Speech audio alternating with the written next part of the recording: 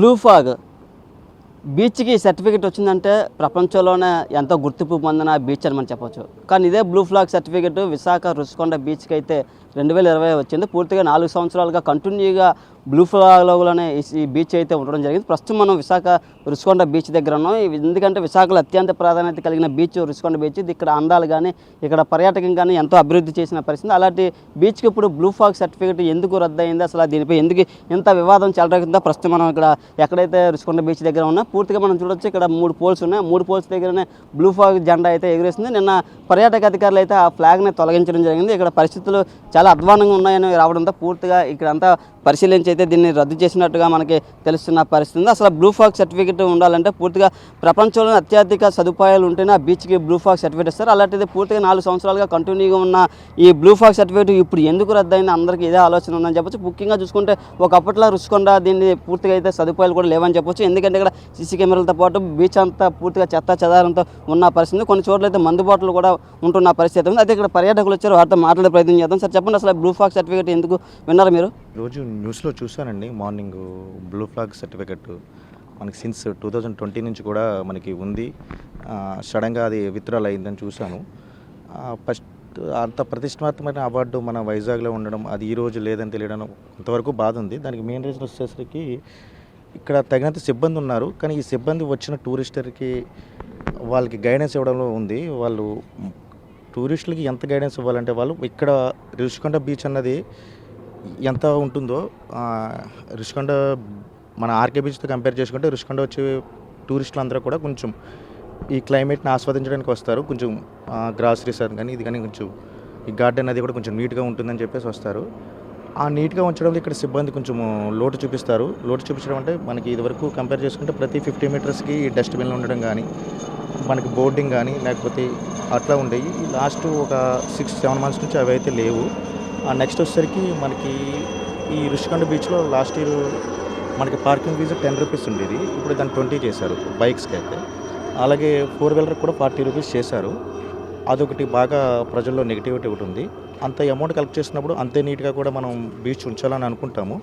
అదొకటి సిబ్బందితో పాటు వచ్చిన టూరిస్టులు కల్పించడంలో వాళ్ళ అవగాహన లోపించింది.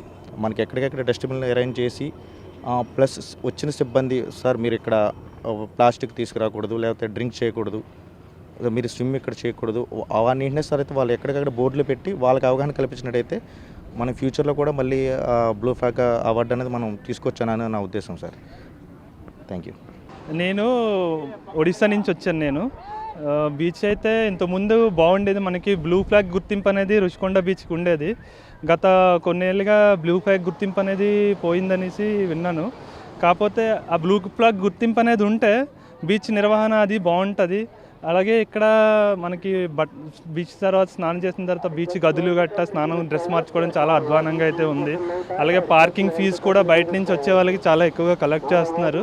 అది కూడా తగ్గించి బీచ్ ఫెసిలిటీస్ కనుక పెంచితే మన వైజాగ్ టూరిజం అనేది డెవలప్ అవుతుంది అని చెప్పేసి అనుకున్నాం.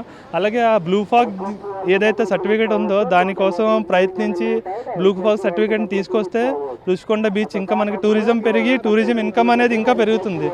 వైజాగ్కి మనకి టూరిజం బేస్డ్ పెంచాలని కోరుకుంటున్నా.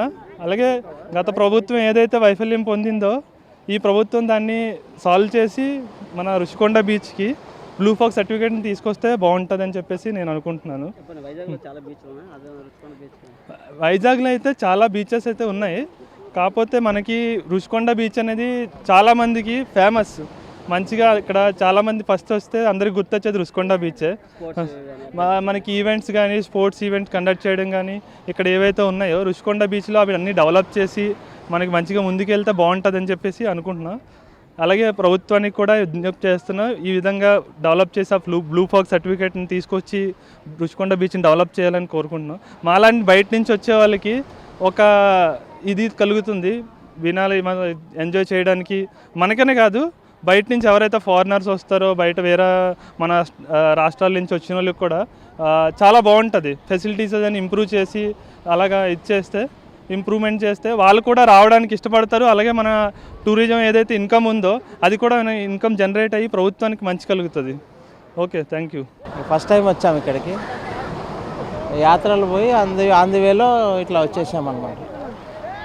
కానీ ఇంకా కొద్దిగా సౌకర్యాలు ఉంటే ఇంకా బాగుంటుందని నా అభిప్రాయం. చెప్పండి, రుషికొండ బీచ్ ఇది. రిషికొండ బీచ్ కదా ఇది, ఇంకా కొద్దిగా సౌకర్యాలు పెంచితే మెండుగా బాగుంటుందని నా అభిప్రాయం. పార్కింగ్ ఫీజు అది వసూలు చేయాలి. పార్కింగ్ ఛార్జెస్ కూడా ఫీజు లేకుండా, మా దగ్గర అయితే ఏం లేవు ఫీజులు అట్లాంటి ఛార్జెస్ పార్కింగ్, ఇక్కడే పెట్టారు మరి అది కూడా లేకుండా చూడాలని. మెయింటెనెన్స్ బాగుంది, చాలా బాగుంది, నీట్గా ఉంది, పర్వాలేదు. ఇంకా సౌకర్యాలు కొద్దిగా మెరుగుపరిస్తే యాత్రికులకు బాగుంటుందని మనకి. నమస్కారం అండి, నాది తెలంగాణ రాష్ట్రం నిజామాబాద్ జిల్లా వాసిని. మళ్ళీ హైదరాబాద్లో స్థిరపడడం జరిగింది. మేము మా ఫ్యామిలీతో ఈ వైజాగ్ తీరానికి రావడం జరిగింది. మా సిల్వర్ జూబ్లీ సెలబ్రేషన్స్ వైజాగ్లో చేసుకుందామని వచ్చాము ఫ్యామిలీతో పాటు. గత శనివారం రావడం జరిగింది, మొన్న శనివారం 1వ తారీఖు వచ్చి ఇక్కడ ఈ బీచ్ రుషికొండ బీచ్కు రావడం జరిగింది. ముఖ్యంగా అసలు రుషికొండ అంటే తెలియదు. మన పాత ముఖ్యమంత్రి మా జగనన్న గారు నిర్మించిన రుషికొండ ప్యాలెస్ ఏదవుతుందో అది చూడడం జరిగింది. దాంతోపాటు ఈ బీచ్లో ఉన్నాం. బీచ్ చాలా బాగుంది. 3 గంటలకు వచ్చాము మొన్న శనివారం నాడు, 6 గంటల వరకు ఇక్కడ ఎంజాయ్ చేశాము. మరి చాలా అంటే చాలా ప్రశాంతంగా ఉంది ఈ యొక్క వెదర్ని చూస్తుంటే. మరి తిరిగి మళ్ళీ అదే వెదర్ని ఆస్వాదించడానికి, ఎంజాయ్ చేయడానికి ఇక్కడ రావడం జరిగింది. ఉదయం 7 గంటలకు ఇక్కడికి వచ్చాము, నేను, నా భార్య, పిల్లలు. మరి ఇక్కడికి వచ్చిన తర్వాత చర్చించిన విషయం ఏంటంటే ఈ బ్లూ ఫ్లాగ్ అనేది ఏదైతే సర్టిఫికేట్ పోవడం జరిగింది అనేది చాలా చింతిస్తున్నాం. మరి గత ప్రభుత్వంలో 2020లో ఈ సర్టిఫికేట్ రావడం జరిగింది. మరి ఈ బీచ్ 8వ వింతగా ఉన్నదని తెలియజేయడం జరిగింది. కాబట్టి ఇప్పుడున్న రాష్ట్ర ప్రభుత్వం చెప్పడం ఏంటంటే తిరిగి మనం కోల్పోయిన ఈ బ్లూ ఫ్లాగ్ సర్టిఫికేట్ ఏందో మీరు అందరు మంత్రులు, రాష్ట్ర ముఖ్యమంత్రి చంద్రబాబు నాయుడు అందరూ కలిసి మీరు దయచేసి తిరిగి అది తెచ్చుకుంటే ఆంధ్ర రాష్ట్రానికి చాలా బాగుంటుంది. అన్నదమ్ములుగా ఉన్న మనము చాలా ఐక్యతగా ఉండి ఇది ఏదైతే కోల్పోయామో తెచ్చుకోవాలని నా విజ్ఞప్తి. ప్లస్ చంద్రబాబు నాయుడు గురించి తెలిసిందే, మీ అందరికీ మన అందరికీ తెలిసిందే, హైటెక్ సిటీ కట్టించినామని తెలిసిందే. ఇది కూడా అట్లనే 8వ వింత కాబట్టి అది తెచ్చుకుంటే చాలా మంచి ఉంటుంది. మీ ప్రభుత్వానికి కూడా ఒక మంచి పేరు వస్తుంది. మరి జగనన్న చేసిపోయింది, 2020లో చేసిండు జగనన్న, ఈ రాష్ట్రానికి ఎంతో చేసిండు. మేము జగనన్న మిస్ అవుతున్నాం యాజ్ ఏ తెలంగాణ వాసిగా. ఈ miss you Jagananna. But Chandrababu నాయుడికి రిక్వెస్ట్ ఏంటంటే దయచేసి రాష్ట్ర ప్రభుత్వానికి తెలియజేయడం ఏంటంటే మీరు తిరిగి ఈ సర్టిఫికేట్ని తెచ్చుకోవాలని ఆశిస్తూ ముగిస్తున్నాను. Thank you. బీచ్కి వచ్చినాము. యాక్చువల్గా వెడ్డింగ్ యానివర్సరీ సెలబ్రేట్ చేసుకోవడానికి వచ్చినాం మేము. దట్స్ ద రీజన్ మేము అందరం కూడా ఒకటే యూనిఫార్మిటీ లాగా ఉండడం కోసమని ఈ డ్రెస్సింగ్ కూడా వేసుకోవడం జరిగింది. బాగుంది బీచ్ మాత్రము. ఇక్కడ experiences are very good. Adventurous కానీ బోటింగ్ కానీ ఏదైనా ఇట్స్ వెరీ గుడ్. ఇంకా ఫెసిలిటీస్ ఏమైనా పెంచాలా? ఇంకా పెంచాల్సింది ఉంది. ఇంకా కొంచెము అంటే షేడింగ్ కానీ అంటే ఓవర్ మార్నింగ్ నుంచి ఇప్పటి వరకు మాలాంటి వాళ్ళు దూరం నుంచి వచ్చిన వాళ్ళకి ఇక్కడే ఉండాలి అని అంటే మొత్తం సన్లోనే ఉండడం అవుతుంది. కాకపోతే ఏదైనా ఇక్కడే ఏమైనా ఫెసిలిటీస్ రూమ్స్ కానీ ఏదైనా, ఈవెన్ ఈరోజు మొత్తం బంద్ ఉంది.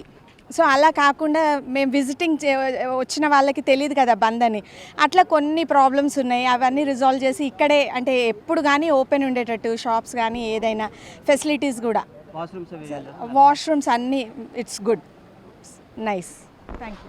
ముఖ్యంగా విశాఖ బీచ్లు అన్నట్లు అత్యధిక ప్రాధాన్యత కలిగిన బీచ్ విశాఖ రుషికొండ బీచ్. ఎందుకంటే ఇక్కడ విదేశీ పర్యాటకులతో పాటు పూర్తిగా స్వదేశీ పర్యాటకులు అలాగే నగరవాసులు పెద్ద ఎత్తున బీచ్కి వచ్చేందుకు ఆసక్తి చూపిస్తారు. ఎందుకంటే పూర్తిగా ఎక్కడ లేని విధంగా బోటు కానీ అలాగే పూర్తిగా అన్ని రకాల స్పోర్ట్స్ అడ్వెంచర్స్ అన్నీ ఇక్కడ ఉన్న పరిస్థితి. అలాంటిది పూర్తిగా ఎక్కడికక్కడ నీట్నెస్ లేదు.